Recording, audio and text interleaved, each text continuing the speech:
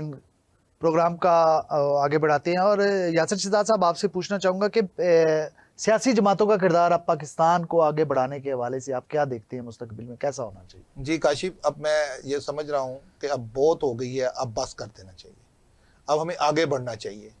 अब हमें इन सब रंजिशों को ख़त्म करके सियासी जमातों को एक पेज पे आना पड़ेगा। अब ऐसे नहीं हो सकता ब्लेम गेम करते रहे। मियाँ साहब की गवर्नमेंट गई, मुस्लिम लीग नून गई, जी फौज ने उतारा है। पीटीआई की गवर्नमेंट गई तो फौज ने उतारा है, इस्टेब्लिशमेंट ने ऐसा किया है। जब आते हैं तब भी इस्टेब्लिशमेंट की बैसाखी लेके आते हैं, और जब जाते हैं तब भी ब्लेम गेम इस्टेब्लिशमेंट पे लगाते हैं। कब तक ये इस्टेब्लिशमेंट को कसूरवार करते रहेंगे? इन जमातों की वजह से हमारी इस्टेब्लिशमेंट कमज़ोर हो गई है, हमारी अवाम में उनके लिए गमो गुस्सा हो गया। किसकी वजह से? इन सियासतदानों की वजह से। ये सियासतदान जब तक एक पेज पे नहीं आएंगे, क्या वो दावत देते हैं हमें बुलाओ? क्या उन्होंने कहा था कि 9 मई का वकूआ हो? क्या उनकी वजह से 9 मई हुआ? ये घरों में बैठे रहे जब 9 मई हुई। गवर्नमेंट किसकी थी? क्यों नहीं पूछा जाता? इनकी गवर्नमेंट थी, इनका काम था कि वहाँ पे तहफ़्फ़ुज़ करते। ये घरों में बैठे रहे और इन्होंने पीटीआई और इस्टेब्लिशमेंट की जंग शुरू करवा दी। आप ये देखें कि जब तक अब सोचेंगे नहीं तो मुल्क आगे नहीं बढ़ेगा। बड़ी मुश्किल से मुल्क जो है स्टेबल होना शुरू हुआ है। स्टॉक मार्केट स्टेबल हुई है आपकी, आपका जो महंगाई का है वो सिंगल डिजिट पे आया है, आपकी बैंकिंग सिंगल डिजिट पे आ रही है। बहुत मुश्किल से लोग सर्वाइव करना दोबारा शुरू किया है। बहुत अरसे बाद मुल्क जो है अब पटरी पे चढ़ा है। लेकिन ऐसा नहीं हो सकता कि आप सिर्फ इस्टेब्लिशमेंट पर इल्ज़ाम लगा के निकल जाएं। पाक फौज हमारा एक बड़ा अजीम अदारा है जिसने आपके मुल्क में हर मुश्किल वक्त में, आपकी सैलाब आ जाए, आपका जलजले आ जाएं, आपको और कोई मुश्किल आ जाए, आप हर टाइम जो है इस्टेब्लिशमेंट की तरफ देख रहे होते हैं, चाहे जो कोई भी गवर्नमेंट हो। क्या इमरान खान इस्टेब्लिशमेंट की बैसाखी से नहीं आया? क्या ये गवर्नमेंट इस्टेब्लिशमेंट की बैसाखी से नहीं आई? अब ब्लेम गेम ख़त्म करके अदारे को अदारा रहने दें। जो कल हुआ है क्या उसमें इस्टेब्लिशमेंट का कसूर है? इस्टेब्लिशमेंट ने तो आपको डीचओ खाली करके दिया, आपने 245 नफाज किया। आपको इस्टेब्लिशमेंट ने खत तो नहीं लिखा कि 245 का नफाज करो। आपको आगे बढ़ने के लिए अब कुछ चीज़ों को वाइंड अप करना पड़ेगा।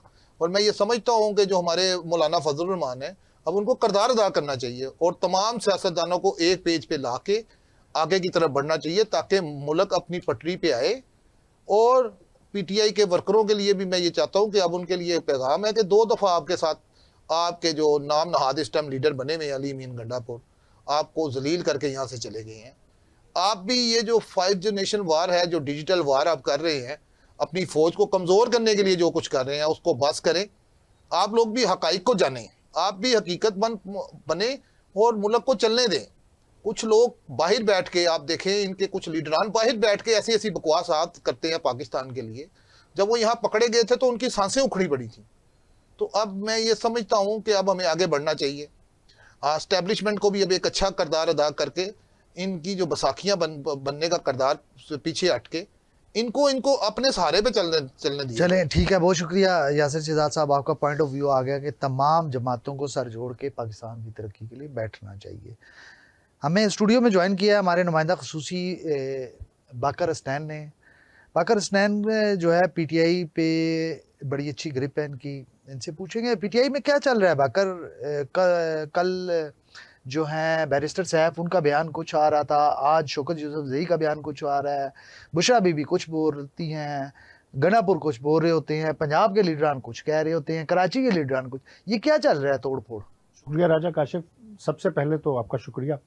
और जैसा कि मैंने पिछले प्रोग्राम में भी कहा था कि पाकिस्तान तहरीक इंसाफ जो है इस वक्त टूट फूट का शिकार हो चुकी है, मुख्तलिफ धड़े बन चुके हैं इसमें। कल के बयान पे बैरिस्टर सैफ ने कहा कि हम आगे जाना नहीं चाहते थे, ज़बरदस्ती हमें आगे यही आज शौकत यूसुफजई ने भी कहा। बिल्कुल, आज यही बयान शौकत यूसुफजई का था। बल्कि इवन दो कि आपकी लोकल क़यादत जो शेर अफजल मरवत हैं, उनकी जानिब से भी बाकायदा वीडियो बयान दिया गया कि हम डी चौक जाना नहीं चाहते थे। तो फिर आपने डी चौक की कॉल क्यों दी थी? फिर आप कहते हैं कि बानी पीटीआई की कॉल थी। जब बानी पीटीआई की कॉल थी तो आपने वर्कर्स को क्यों अकेले डी चौक जाने दिया? यहाँ पे मैं ये समझता हूँ कि इसमें पाकिस्तान तहरीक इंसाफ की जो लोकल क़यादत है उसका सबसे बड़ा अहम किरदार था। अगर वो लोकल क़यादत अपने कारकुनान के साथ डी चौक पे पहुँच जाती तो शायद जो है वो मामलात कुछ और हो सकते थे।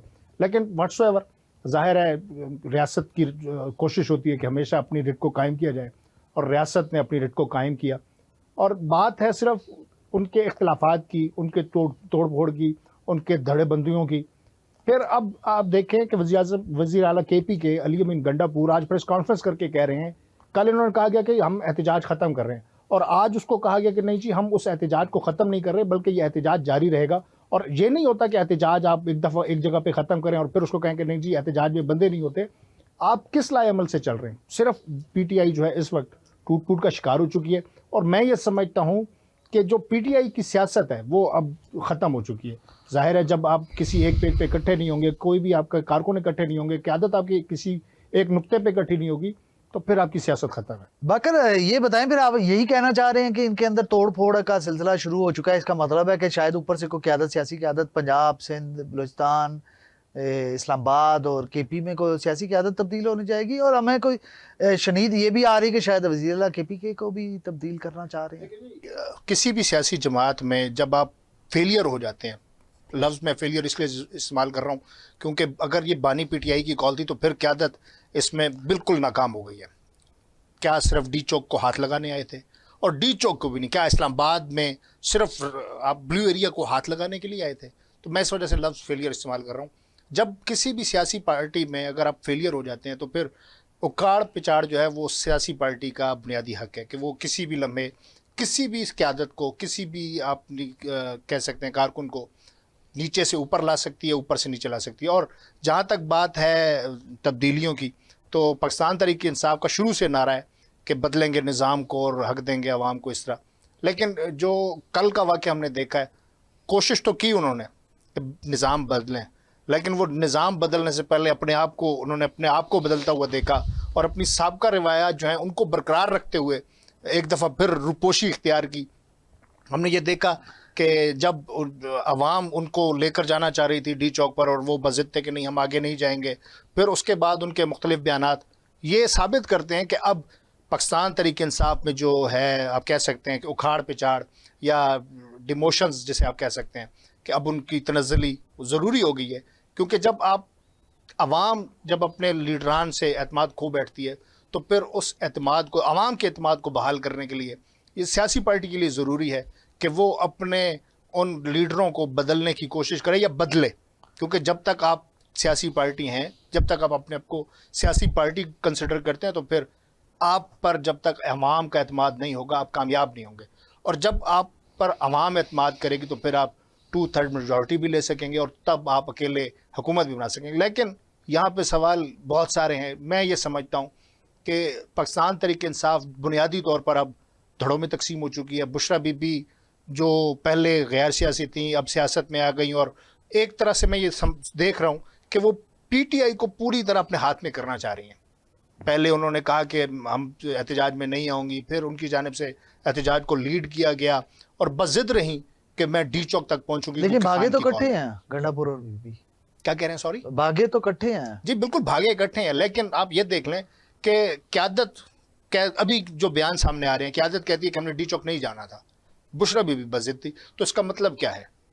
مطلب قیادت نہیں چاہ رہی تھی, اسلام آباد کی قیادت نہیں چاہ رہی تھی. جو کے پی کے سے قافلہ آیا تھا, وزیر اعلیٰ کے پی کے, ان کا بھی بیان سامنے آیا, شوکت یوسف زئی کا بیان سامنے آیا, بیرسٹر صاحب کا بیان سامنے آیا. مطلب یہ اکیلی ایک بشرا بی بی تھی جو انہیں ڈی چوک لے جانے کے لیے بضد تھیں کہ جی. اور بلکہ انہوں نے بیان بھی دیا تھا ایک, شاید آپ کو یاد ہو, جس میں انہوں نے کہا تھا کہ اگر اکیلی خاتون ہوئی تو میں تب بھی ڈٹی رہوں گی. اور پھر جس ٹائم آپریشن شروع کیا گیا اس ٹائم ہم نے یہ دیکھا کہ سب سے پہلے بھاگنے والوں میں, کیونکہ کہا گیا تھا کہ اگر کسی نے ہمارا ساتھ چھوڑ کے جانا تو چلا جائے, لائٹیں بند کی گئیں, کنٹینرز کی لائٹس بند کی گئیں, اور جب لائٹ آن ہوئی تو منظر بالکل بدل چکا تھا. قیادت بھاگ چکی تھی, بشرا بی جا چکی تھیں, وزیر اعلیٰ کے پی کے جا چکے تھے. تو اب بنیادی طور پر جو پاکستان تحریک انصاف ہے وہ یہ واضح ہے کہ اب پاکستان تحریک انصاف جو ہے وہ اپنا وجود ختم کرتی جا رہی ہے, کیونکہ ان کے جو فیصلے ہیں, ان کی قیادت کے جو فیصلے ہیں, وہ اب عوام ان کو نہیں مانے گی. بالکل باقر اسٹین, آپ کا پوائنٹ آف ویو آ گیا کہ جو پی ٹی آئی ہے وہ تنزلی کا شکار ہے. بطور جماعت وہ جو ہے وہ نیچے کی جانب اس کا گراف جا رہا ہے اور لوگوں کا اعتماد بھی کم ہوتا جا رہا ہے. ہمیں اسٹوڈیو میں جوائن کیا ہمارے پارلیمانی نمائندہ خصوصی ہیں شہزاد مرزا صاحب. ویلکم شہزاد صاحب. جی بہت شکریہ. بڑی اچھی گرپ ہے آپ کی مسلم لیگ نون. ہمیں باقر نے بڑا اچھا بریف کیا جو سیاست ہے اس کی, مسلم لیگ اس کی پاکستان تحریک انصاف کی جو پارلیمانی سیاست ہے اور جو ان کے اندر توڑ پھوڑ کا سلسلہ جاری ہے. آپ ہمیں نون لیگ کے حوالے سے بتائیں کہ بیلاروس کے صدر اب ایک پاکستان کے دورے پہ تھے, اس وقت وہ نجی دورے پر ہیں, تو وہ میاں نواز شریف سے بھی ان کی ذاتی مراسم بھی ہیں, 2015 سے ان کے ذاتی مراسم چلتے آ رہے ہیں. آج وہ مری میں ان کے ساتھ ہیں, ملاقات میں مریم نواز بھی ہیں, اسحاق ڈار بھی ہیں, مریم اورنگزیب بھی ہیں, وزیر اعظم صاحب بھی ہیں. تو کیا لگ رہا ہے آپ کو, ایک تو یہ بتا دیں کہ بیلاروس کے ساتھ ہمارے کیسے جو ہمیں کیا فائدہ حاصل ہوں گے جو ان کے ساتھ ہمارے معاہدے ہونے جا رہے ہیں, اور اس کے علاوہ مریم نواز اگزامپل سیٹ کر رہی ہیں باقی صوبوں کے لیے کہ نہیں؟ جی بالکل. آج بیلاروس کا جو وفد تھا صدر بیلاروس کی سربراہی میں مری میں ملے ہیں میاں محمد نواز شریف سے.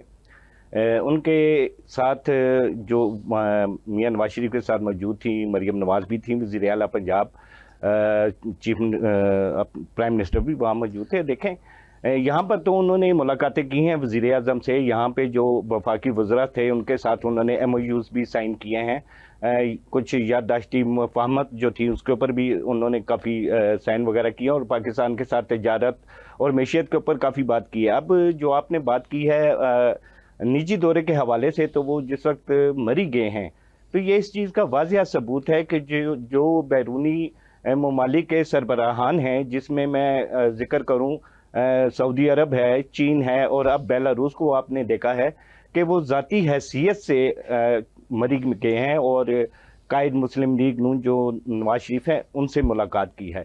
تو یہ ان کی قرابت داری کا ایک منہ بولتا ثبوت ہے کہ انہوں نے ذاتی طور پر میاں نواز شریف سے, اگر دیکھا جائے تو حکومتی کوئی عہدہ میاں نواز شریف کے پاس اس وقت نہیں ہے سوائے ممبر قومی اسمبلی کے, مگر اس کے باوجود انہوں نے مری میں گئے ہیں, اور جس طرح والہانہ انداز میں انہوں نے میاں نواز شریف سے وہاں پر ملے ہیں, یا نواز شریف نے جو ان کا استقبال کیا ہے, یہ اس چیز کا واضح ثبوت ہے کہ میاں نواز شریف جو ہیں ان کی سفارتی محاذ کے اوپر جو ہے بڑی اچھی گرفت ہے, اور لوگ ذاتی طور پر ان کو بغیر کسی عہدے کے بھی ملنے کے لیے تیار ہیں. اب جہاں تک آپ نے ذکر کیا ہے پنجاب کے حوالے سے, مریم نواز صاحبہ کے حوالے سے, تو یہ کوئی بات ڈھکی چھپی نہیں ہے کہ مریم نواز صاحبہ نے جب سے یہ چیف منسٹر بنی ہے پنجاب کی, اور آپ دیکھیں وہ ایک مثالی جو ہیں وہ, آپ کو کیا لگتا ہے وہ میاں شہباز شریف کو فالو کر رہی ہیں بطور وزیر اعلیٰ پنجاب جب وہ رہے, یا اپنے والد میاں نواز شریف کو فالو کر رہی ہیں جب وہ وزیر اعلیٰ پنجاب رہے, ان کے چیزوں کو لے کے آگے بڑھ رہی ہیں, والد کے یا چچا کی چیزوں کو لے کے؟ جی بالکل, آپ نے یہ بالکل درست کہا. دیکھیں پہلے ان کے والد پرائم منسٹر تھے, اور جو میاں شہباز شریف تھے وہ چیف منسٹر تھے, تو ان کی سیاست سے آنے سے پہلے بھی یہ دونوں عہدے جو تھے پرائم منسٹر کے اور پرائم منسٹر کے ان کے گھر کے ہی تھے.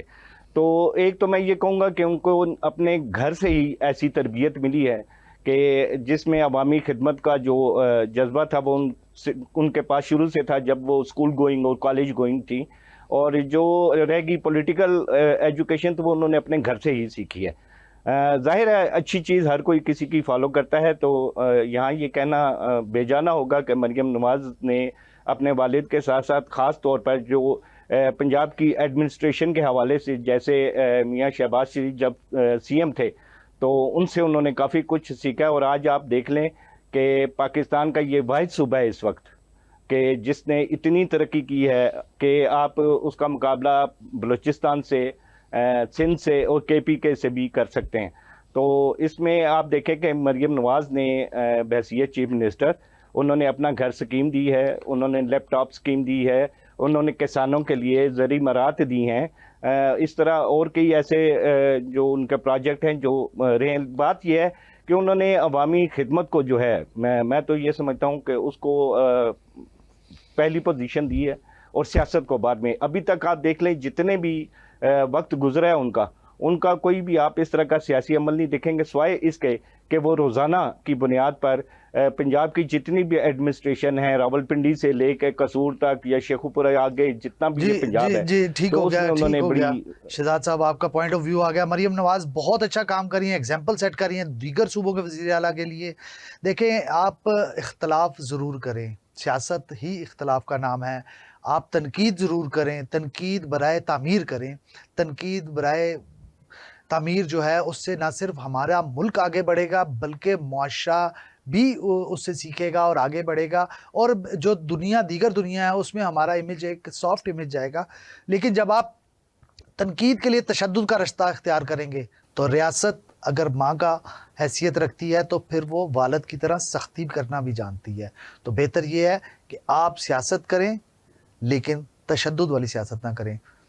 اپنے ہوسٹ راجہ کاشف کو اجازت دیجیے, ملیں گے آپ سے اگلے نیکسٹ ایپیسوڈ میں اختلاف کی. اللہ حافظ.